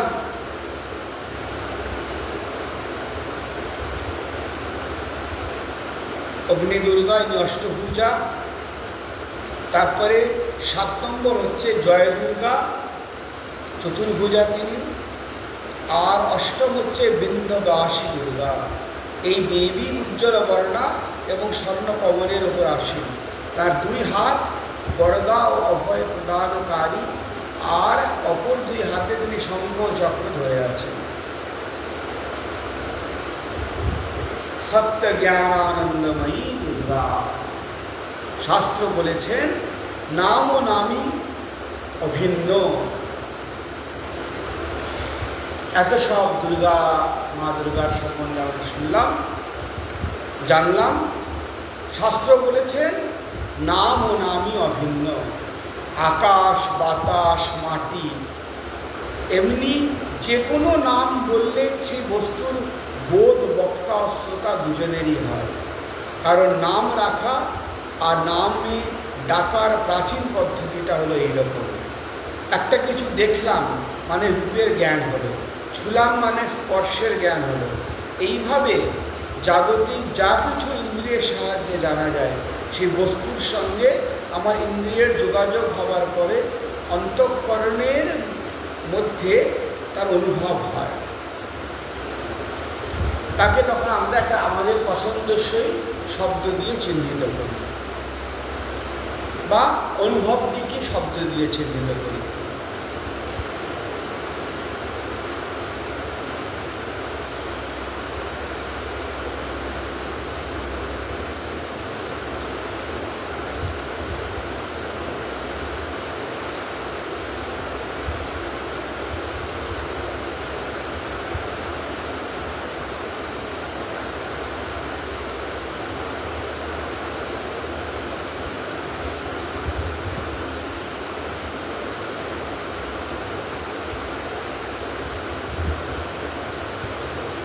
তাই জন্যে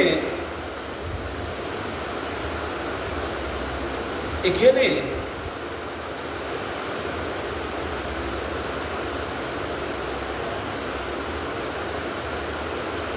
আমরা যখন একটা শব্দ উচ্চারণ করি তো আমরা আমাদের অনুভবটা প্রকাশ করি। তাই শব্দ আর মৌন দুটোই ভাষার উপাদান। আমরা যখন কথা বলি তখন নামকে আশ্রয় করি, তার দ্বারা আমার অন্তরে থাকা অনুভবের অঙ্গনে শ্রোতার একটা আমন্ত্রণ প্রাপ্তি হয়। আর যখন না শুনিয়ে, এখন যে আপনার সঙ্গে একটা আদান প্রদান হচ্ছে, আমার একটা অনুভূতি হচ্ছে, আপনারাও শুনছেন, আপনারাও আনন্দ পাচ্ছেন, মায়ের বিভিন্ন কথা জানতে পারছেন। আবার যখন না শুনিয়ে আমরা নিজেই মায়ের জপ করি, মনে মনে অনুভব করি, বুঝি, বিচার করি, আস্বাদন করি, তখনও তো সেই নামকেই আশ্রয় করি অব্যক্তভাবে। সেখানে আমি ব্যক্ত করছি নামকে, অবশ্যভাবে ভেতরে অবচেতনায় তাকে স্মরণ করছি আমরা, সেটাও জপ, তাকে জপ বলে। অ থেকে হ, এবং তারপরে চন্দ্রবিন্দু অর্থাৎ অর্ধমাত্রা। অর্ধমাত্রা স্থিরাবৃত্তিয়া জাঞ্চরিয়া বিশেষতা, এটা হচ্ছে চণ্ডীতে আছে। এই নিয়ে বিস্তৃত আলোচনা আবার হবে, এগুলো আরও গভীর তত্ত্ব সব। যে অ থেকে হ এবং তারপরে চন্দ্রবিন্দু অর্থাৎ অর্ধমাত্রা, প্রতিটি বর্ণমালাই নাম। আমার যাবতীয় অনুভূতি এই বর্ণমালার আধারেই গৃহীত, রক্ষিত ও বর্ধিত হয়।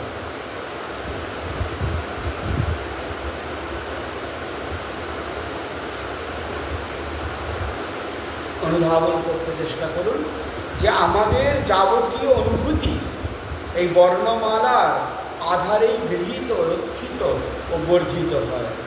এমনকি আমার আমিটিও অহ এবং অনুস্বার নিয়েই গঠিত। অহং কথা হলো জ্ঞাত সম্বন্ধ। মানুষের কাছে, আমাদের কাছে নামীর অভেদ জ্ঞান, অর্থাৎ যে নামে যে নামীকে বা বস্তুকে বুঝিয়ে থাকে তা প্রকাশিত হয়। নাম জানলে নামীকেও জানা যায়। নাম আমার অন্তরে বাহিরে। কেন দুর্গা নামটা নিয়ে এত আলোচনা হলো সেইটার ব্যাখ্যা এবার করা হচ্ছে। যে নাম জানলে তবে না নামীকে জানবেন, কৃষ্ণ বললে তবে না কৃষ্ণকে জানবেন। তো আমাদের নাম জানলে নামীকে জানা যায়, এই বিশ্বাসটা আমরা করি। তাই জন্যেই আমাদের এই গুরুর কাছ থেকে আমরা মন্ত্র নিই। তার মধ্যে সেই ইষ্টকে ডাকার যে নামটা থাকে, সে বীজ মন্ত্র থাকে, সেটা গুরু দেন, এবং সেই মন্ত্রকে জপ করলে, সেই ইষ্ট নাম জপ করলে মন্ত্র চৈতন্য হয়। তো নাম আমাদের অন্তরে বাহিরে সর্বত্র রয়েছে। লৌকিক জগতে যখন আছি আমরা, তখন শব্দ, ইঙ্গিত বা অবাচন এমনি নানা সীমার মধ্যেই ইচ্ছায় অনিচ্ছায় নামীকেই স্পর্শ করছি অহরহ আমরা। ভালো মন্দ, স্তুতি, নিন্দা, অকথা, কুকথা সবই শেষ পর্যন্ত এক নামীর কথা ছাড়া আর কিছুই হতে পারে না। কারণ সব কথাতেই উপাদান হলো সেই বর্ণমালাই, আর বর্ণমালায় উপাদান হচ্ছে ওঙ্কার। এবার আরও ভিতরে চলে যাচ্ছি আমরা। পরা, পশ্যন্তি, মধ্যমা আর বৈখরী। আমরা এই যে রাম বললাম বা দুর্গা বললাম, আজকে এখানেই সমাপ্ত করব। তারপরে মঙ্গলবার আবার বিশেষ আলোচনা করব। মনে রাখবেন, মঙ্গলবার আবার সন্ধ্যে 7:30 নাগাদ আবার দুর্গা তত্ত্ব নিয়ে আলোচনা হবে। তো আমাদের এই যে শব্দ, এটা 4টি স্তর আছে। আমাদের এই যে আমরা যে শব্দ, এটা 4টি স্তর আছে: পরা, পশ্যন্তি, মধ্যমা, বৈখরী। তো আমরা যখন কথা বলি তার 4টি অবস্থা। প্রথম হচ্ছে পরা। আমরা দুর্গা যে বললাম, মুখ দিয়ে বেরিয়ে এলো বৈখরী রূপে, তার আগে 3টি স্টেপ আরও হয়ে গেছে। প্রথম হচ্ছে সেই নামটি উচ্চারণ করার একটা স্ফুরণ হয়েছে, ইচ্ছা হয়েছে। সেই ইচ্ছাটি কোথায় হয়েছে? সেটার উৎপত্তি স্থল হচ্ছে মূলাধারে। এই মূলাধার চক্র, মূলাধার, স্বাধিষ্ঠান, মণিপুর, অনাহত, বিশুদ্ধ আজ্ঞা চক্র, আর এটা সহস্রার চক্র। তো মূলাধার